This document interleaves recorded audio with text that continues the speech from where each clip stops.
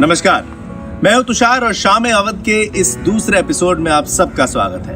और आज लखनऊ की जिस पहचान की बात हम करने जा रहे हैं वो है चिकनकारी।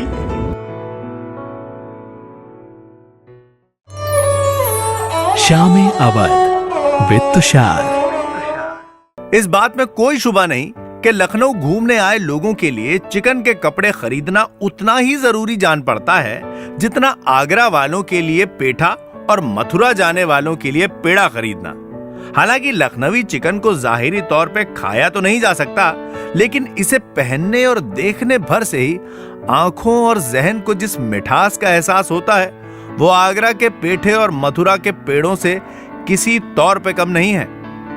यह कहना बिल्कुल गलत नहीं होगा कि लखनऊ के रूमी गेट के बाद अगर कोई जगह ऐसी है जिसे देखने की ख्वाहिश यहां आने वाले टूरिस्ट रखते हैं तो वो है चौक की चिकन फैक्ट्रीज, जहां बहुत से कमाल के कारीगर अपने हुनर बिखेरते हुए आपको नजर आ जाएंगे। ये काम असल हमारे पिताजी कर रहे थे ना, तो पिताजी करते करते उसी में हम लोग भी जो है पैदा हुए और बड़े हुए और इसी काम में ही लग गए। हमारे बच्चे नहीं करते हैं, वो बच्चे जो है इस काम में थोड़ा सा मतलब अलग से सोचते हैं ना कि ये काम मजदूरी का है या कुछ भी सोचे। तो है तो मजदूरी का काम अलग बात है, लेकिन फिर भी आर्ट है सर। ये कढ़ाई है, इसमें एम्ब्रॉयडरी होगी, लेडी से बनाएंगी। और ये फंदा है जो ये आपका ब्लॉक है, ये फंदे का है। इसमें जो है जाली बनती है, नेटवर्क खुलती है इसमें, ठीक है ना। और इसमें कील है, सलीमी है, इसमें जाली खुलेगी, ये कौड़ी है, ठीक है ना। तो उसी हिसाब से ये सारे काम होते जाते हैं। बहुत पेचीदा काम है। लेकिन आगे बढ़ने से पहले जरा पीछे को चलते हैं। आखिर ये चिकनकारी यहाँ तक आई कैसे?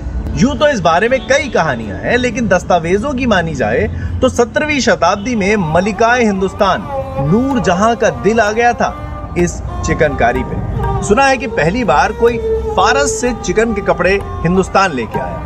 इन कपड़ों पे खिल रही एम्ब्रॉयडरी को देखकर मलिकाए हिंदुस्तान नूर जहां, जो कि खुद एक बहुत उम्दा आर्टिस्ट थी, उन्होंने कहा कि भाई इस कला को वो खुद भी सीखेंगी और दूसरों को भी सिखाएंगी।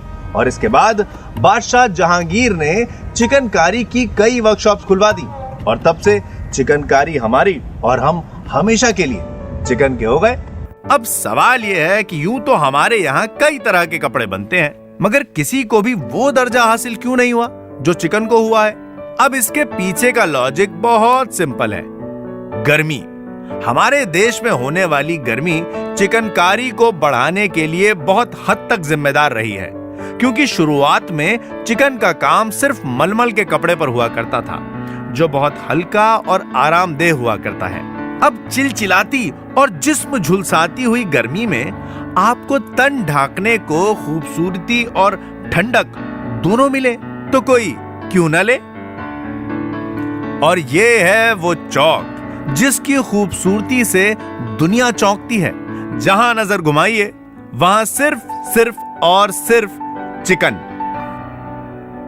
खास तौर पे खातूनों के लिए चौक का ये बाजार किसी जन्नत से कम नहीं। यहां सिर्फ चिकन की ही सैकड़ों दुकानें हैं। ये चिकन की वजह से ही पहचान हो गई लखनऊ की अब। और बाकी वरना तो यहाँ पे ज्वेलरी, सोना, चांदी, हीरे जवाहरात सभी कुछ बिकता है, जो लेकिन पहचान जो है लखनऊ की वो चिकन की वजह से मतलब दुनिया में है।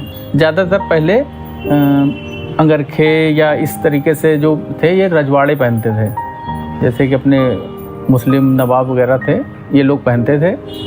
और उसके बाद में फिर ज़्यादातर चलन में टोपियाँ थी। आज जो चिकन बन रही है उससे मतलब उस समय उतनी हैवी नहीं बनती थी, उस समय लिमिटेड मतलब थोड़ा सा काम होता था।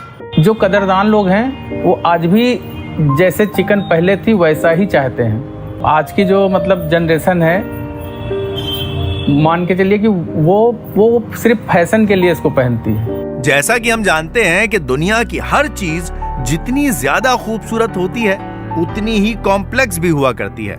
कुछ यही हाल चिकन का भी है। इसे बनाना किसी टेढ़ी खीर से कम नहीं है। चिकन के कपड़े जितने एलिगेंट हैं, इन्हें बनाने में उतनी ही मशक्कत लगती है। पहले डिजाइनिंग, फिर एनग्रेविंग, उसके बाद ब्लॉक प्रिंटिंग, फिर एम्ब्रॉयडरी और आखिर में वॉशिंग और फिनिशिंग। शुरुआती दौर में सिर्फ सफेद रंग के कपड़े पे सफेद एम्ब्रॉयडरी ही चिकनकारी हुआ करती थी, मगर वक्त के साथ और लोगों की पसंद को जहन में रखते हुए चिकनकारी ने कई रंग अपना लिए। आज आलम यह है कि छोटे बच्चों से लेके बड़े बुजुर्ग तक और कॉलेज की लड़कियों से लेके बॉलीवुड क्वींस तक लखनवी चिकनकारी की दीवानी है। पर कहते हैं ना कि all that glitter is not gold, तो चिकन की इस चमक के पीछे भी कई दर्द छुपे हैं। यकीन करना जरा मुश्किल है, मगर हजारों लाखों में बिकने वाले इन चिकन के कपड़ों को बनाने वाले लोगों को दिन भर के बमुश्किल 100 रुपए ही मिल पाते हैं। कई पुश्तों से इसी काम में लगे हुए लखनऊ और आसपास के कई इलाकों के बहुत से ऐसे परिवार हैं जो हम लोगों को खूबसूरत बनाने के लिए अपनी सारी जिंदगी दे देते हैं इस बारीक काम को करने में, मगर इन अंडरपेड लोगों की पूछ किसी को नहीं। मगर लखनऊ में ही रहने वाले डॉक्टर जसपाल कालरा एक ऐसी शख्सियत है जो इन चिकन के कारीगरों के कल को बेहतर बनाने में लगे हुए हैं। हमने कुछ चीज़ें शुरुआत में ही डिसाइड की थी कि चाहे काम कम हो, बट जो आर्ली रेट सिस्टम होगा वो होगा जो कि एक डिग्निफाइड वेज होना चाहिए। जब तक हम उनको महीने के 30 डेज का एम्प्लॉयमेंट दे पाएंगे ठीक है, लेकिन जो जैसे बाहर भी काम कर रहे हैं, अगर वो महीने में 15 दिन भी काम कर पा रहे हैं हमारे से, तो वो एटलीस्ट उससे ज़्यादा कमा रहे हैं जो कि वो 30 दिन अपने आप को स्टॉक कर कमाए।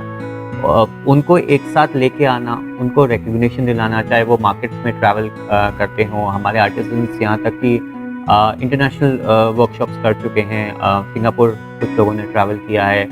घर में जैसे कि अगर करते हैं तो 11-12 बजे बैठे हैं तो शाम तक के 5-6 बजे तक करते हैं। पैसे तो बहुत ही कम है कि जहाँ पे हम लोग रहते हैं वहाँ पे पैसे बहुत मुश्किल से ही मिलते हैं, और काम बनाने के बाद भी उस काम को जमा कर दो तो उस पैसे को मिलने में बहुत दिक्कत होती है। बहुत बार उनके घर पे लेने जाना पड़ता है, बहुत टाइम लगाती है पैसे देने में, तो बहुत सी दिक्कत है। महीने के 2 से 3 हज़ार रुपये बस मिल पाते हैं। कभी कभी तो 100 रुपये भी नहीं मिलते हैं। अगर कोई 1-2 दिन की छुट्टी हो गई तो फिर बीमार है तो वो भी कट ही जाते हैं पैसे उस दिन के। माफिया एक मोहल्ले की लेडीज को कंट्रोल करता है, वो उसके वेज स्ट्रक्चर कंट्रोल करता है, वो कंट्रोल करता है कि किसका काम वहाँ बनेगा, उसके थ्रू बनेगा, कितना मार्जिन वो रखेगा, कितना मार्जिन वो लेडीज को देगा।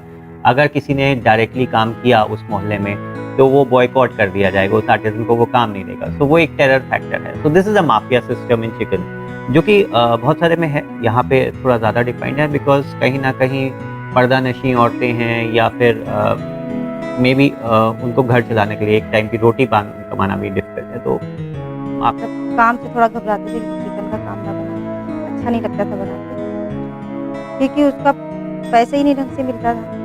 यहाँ पे पैसा भी ज़्यादा है, और फिर यहाँ पे बहुत अच्छी चीज़ें हैं जो घर पे नहीं मालूम थी, मालूमात थी, यहाँ पे आके मालूमात हो गई है। गाड़ी खरीदी, अभी करीब 6 महीने पहले भी लड़की की शादी अभी भी हमने करी।